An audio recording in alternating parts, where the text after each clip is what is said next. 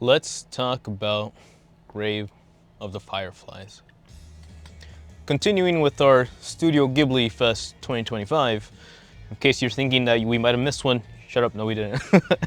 But Grave of the Fireflies is something that I've known about. I feel a lot of people understand what it's supposed to be, but because of life and whatnot, I just never got around to see it. I understand the negativity of it, and I believed I knew how bad it was, like how painful it was. Nothing really prepares you for life, but going through the examples, the emotions, the moments, and sitting down in that theater and just having to accept what was being fed to me through the medium was hard to watch, man. And you feel like you go through life and you understand things, and you can relate to circumstances or to people or to moments, but just being in that room with everybody and everybody being on the same page of how fucked up everything was going down was a moment, man. Because although you can say that anything could have been to prevent it, there are a lot of steps that could have been avoided. The responsibility of the kid was something that he wasn't ready for. But when you're forced to take these actions, or when you're being pushed to a corner, or when you're convinced through your environment and how it has treated you and what it means, where you stand in this society, it's hard to see where those lines get blurred, right? Certain moments are like based on pure joy, on this momentous moments of trying to get things together. And the hardest part of all that is putting the young gentleman who's finding himself in this new world, this new creation, and having them have to deal with the repercussions of failing. There's no really easy way to put it. Just the idea of everything that was being raised, everything that was being sold to Japan in that World War II moment. That if you haven't checked the history books, Japan was not the greatest place in World War II. And we get into what that means. Because if you do the retrograded math, World War I Japan was a lot better to its prisoners, German prisoners, than World War II Japan.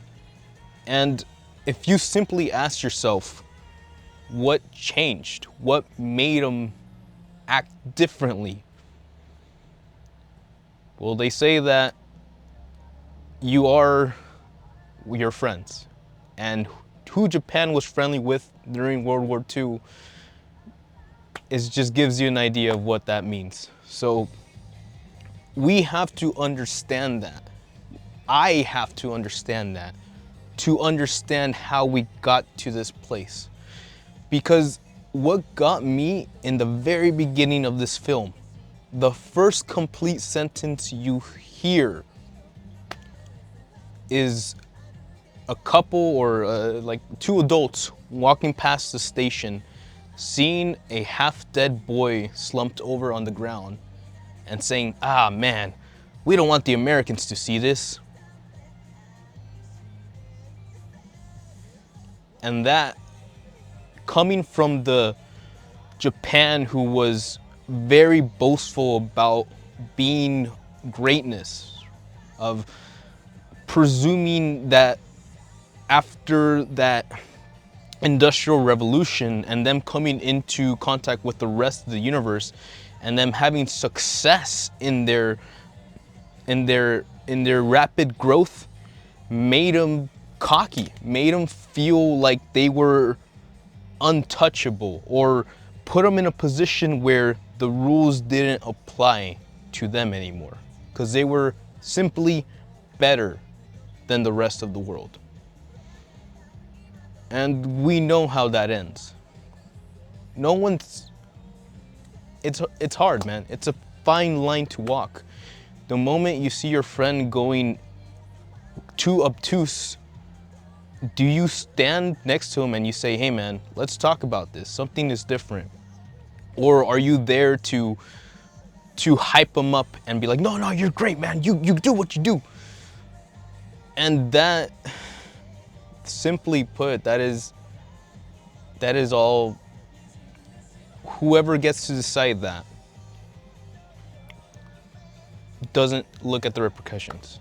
Because we see this Japan get eradicated. That's the American planes, the sound of the airships going past your town, just the sound of incoming danger, and just being aware of that any point that would happen to them.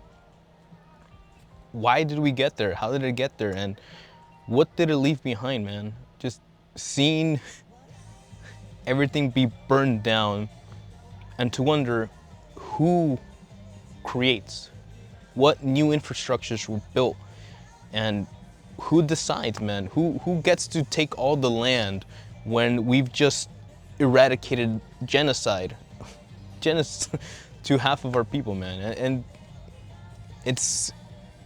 it was maybe hard to watch, possibly, because I can't help but just think about what we're going through in terms of the world war and its economic stage, and just how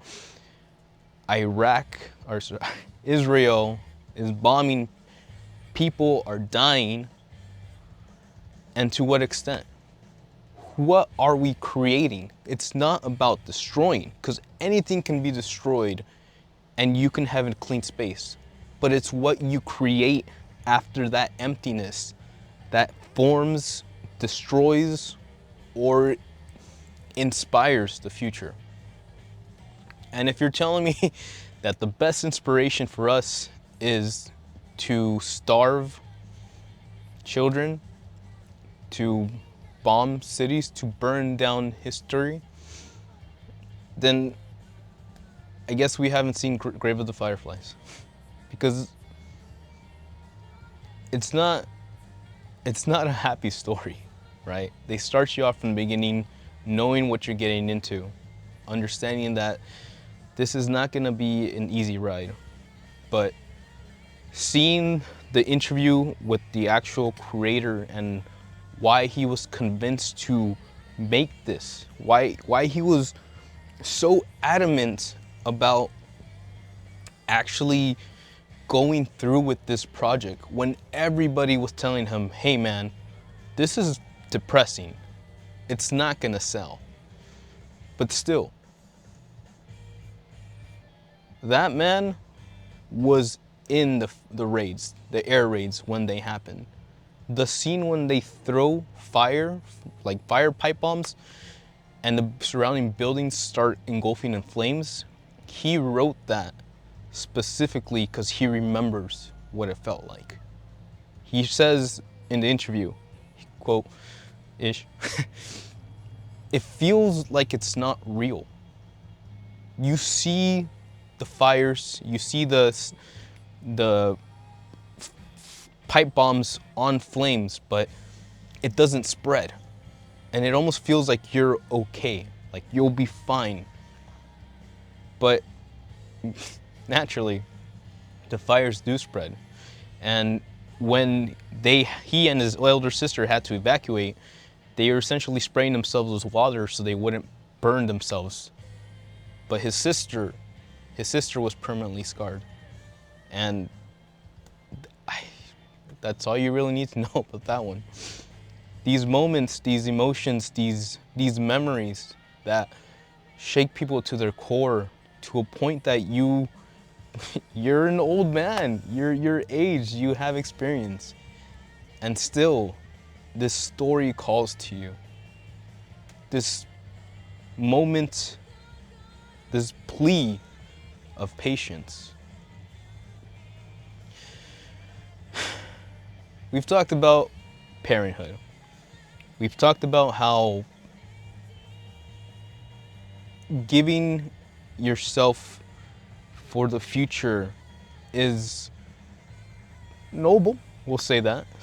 Noble. You're giving a piece of yourself, so hopefully something in the future can grow, learn, be something better.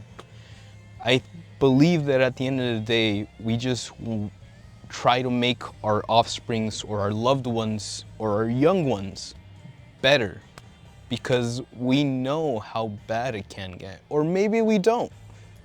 Right now, we're in a place of peace. We've been in a place of peace for the past 40, 30 years. And perhaps the universe has forgotten what the cost of peace really was. And to see us looping back around and doing the same mamadas that we were doing during that era bothers me. Because when does it stop? When the orphans die?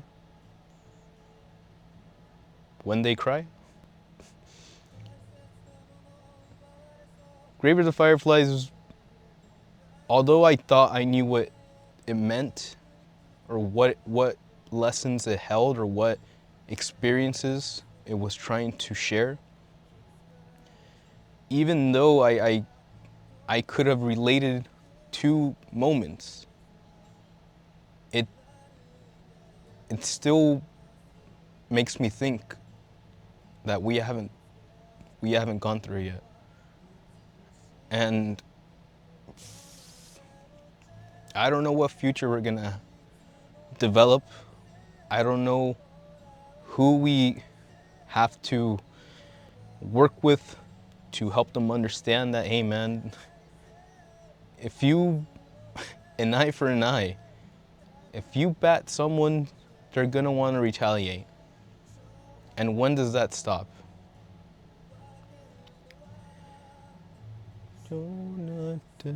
So, all I can really say for this is that these stories have a place, right? We like watching horror movies because they make us feel like our lives have weight. When we're being threatened with fear, it makes us react in a position, and that gives your life weight. That proves to you that you still have fight left in you. So either we need to be more honest with what we're doing, because there's a lot of misinformation that's being spread out there, and we need to be more honest with the hurt that we give, the hate that we give. Because it's while we're here in America, in California, things are fine. But not like this. Not like this. Not whilst the US is supplying Israel's attack. Not while the big annoying orange president is pushing for Ukraine to trade land with Russia, land swap. And I understand just how obnoxious I am coming out here and saying all this shit, but honestly, I don't see anybody else talking about it. And I get it. It's not gonna get clicks, it's not gonna sell. But that's not what this is about, man.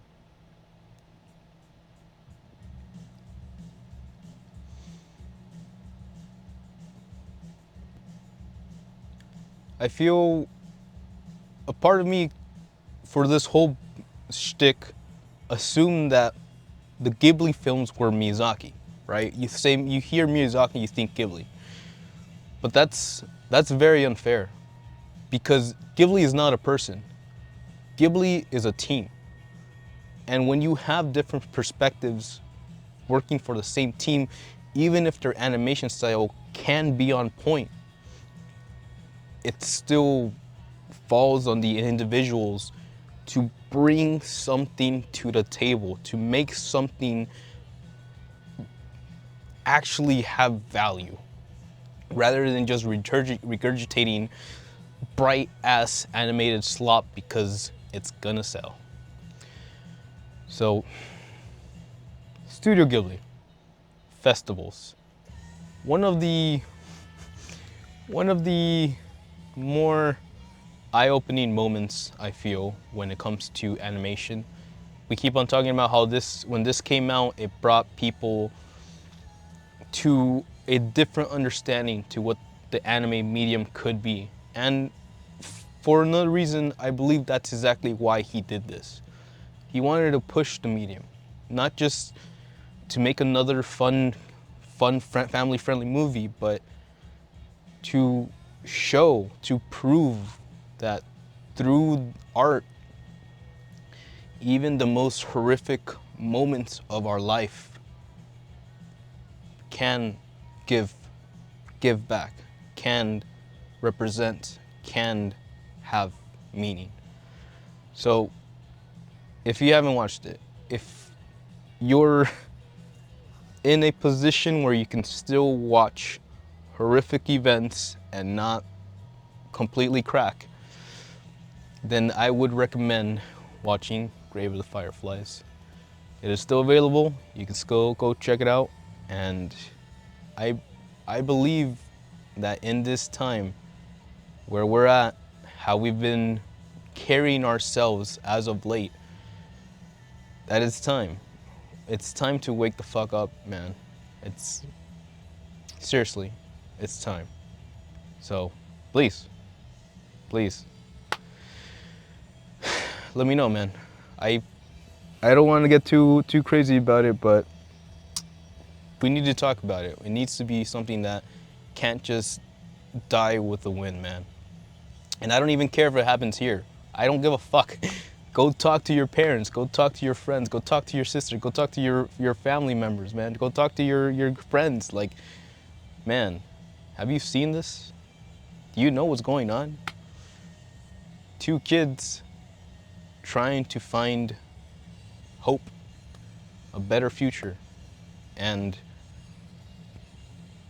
even though they could have maybe confided and just like undermined themselves to be part of the society and live in that universe, something wasn't right. And he made a choice. And that choice had consequences. So, I guess you just gotta think what those final moments of him lying in the station, just what could have gone through his mind. Clearly, it's a flashback film. He's remembering everything that has happened then. But those final moments where you know your time is up and you have nothing left to give, is that regret or is that peace? It's up to you, baby boy, girl. But until then, stay safe, man. Just, we're so used to hate and anger right now. And for obvious reasons. We're in a war with economics. We're in a war like in the overseas. We're having a war between men and women who, for some strange reason, can't seem to find common ground anymore. And I'd say we're in a spiritual war of people who are just fine with blindly following just as long as the fire doesn't touch their homes. But in a world engulfed by flame, do you seriously think fire doesn't reach your shores? So, Ghibli, man. Ghibli. Just things with perspectives, things with thought. Pretty sure they're gonna go back to something more cheerful next round, as will we. But for now, let's accept that. These emotions, whether they be positive, negative, they are there because they come from within. So really analyze that and try to come to terms with why this has happened. And if possible, if it is within your power, try to find solutions. Not just for yourself, but for the ones that deserve it. So, thank you. Patience, peace, love. Take care. Ja. Mata ne.